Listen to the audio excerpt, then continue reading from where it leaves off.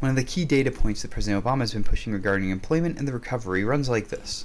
Our businesses have gone back to basics and created over 4 million jobs in the last 27 months, more private sector jobs than were created during the entire 7 years before this crisis.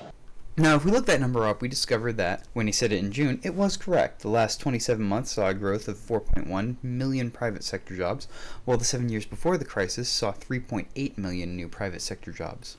If we take the entire sentence as a whole, there's nothing wrong with it. It's totally accurate.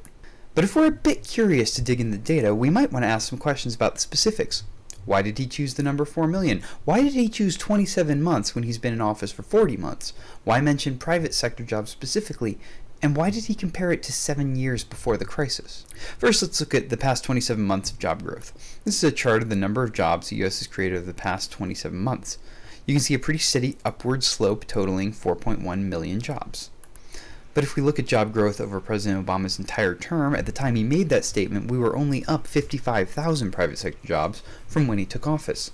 He decides to omit from his talking point all the jobs lost in his first 14 months. Maybe this is fair. Maybe we only want to look at jobs during the recovery. Maybe if we're trying to gauge the health of a recovery, we should start counting when the job situation turns the corner. But then he turns right around and compares just the part of his term where jobs grew to 7 years before the crisis. Now remember, the difference in private sector jobs between March 2001 and 2008 is 3.8 million. But what if we look at 6 years before the crisis? That way we're not counting jobs lost during 9/11. Then we're looking at 6.4 million private sector jobs gained. And what if we look at 5 years before the crisis? Now we're looking at 7.1 million private sector jobs gained.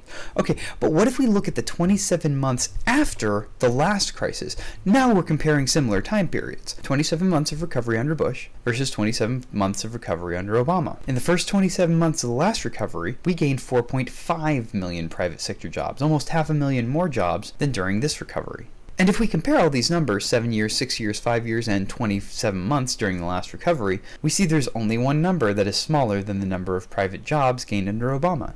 And that's the 7-year number that he used. So President Obama is basically saying, when I came in, jobs were already going down. And you can't blame me for that, so let's ignore it. But when Bush came in, jobs were already going down, and that was totally his fault, so we should count them against him. Basically, when it comes to jobs data, the only way for him to come out ahead was to apply a different set of rules to himself. And so he did. And finally, President Obama said private sector jobs.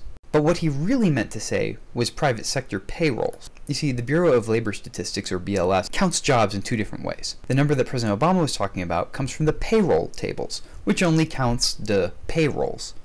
But there's a more comprehensive table that counts all payrolls as well as contract jobs and self-employment and very small businesses that don't issue payrolls. And this group of jobs that don't issue payrolls actually grew very quickly during the Bush years, but has stalled entirely during this recovery. If we do the math, we discover that Obama used the payroll number and not overall private job number, because that allows him to ignore almost 3 million new jobs that weren't payroll-based. So what's the point here? Politicians who don't want to get caught in a lie will make scripted statements that are extremely precise, so that they can be gauged as technically true. And that's what happened here. This sentence is technically true. Well, except for the private sector jobs part. He should have said private sector payrolls. This shows all the job gains, not the payrolls, the overall jobs, by president since 1948. Every president increased jobs during his tenure as president, but the increase under Obama is by far the smallest increase. In fact, it's so small that, unless he wins re-election, he will likely have the smallest jobs increase of any modern president.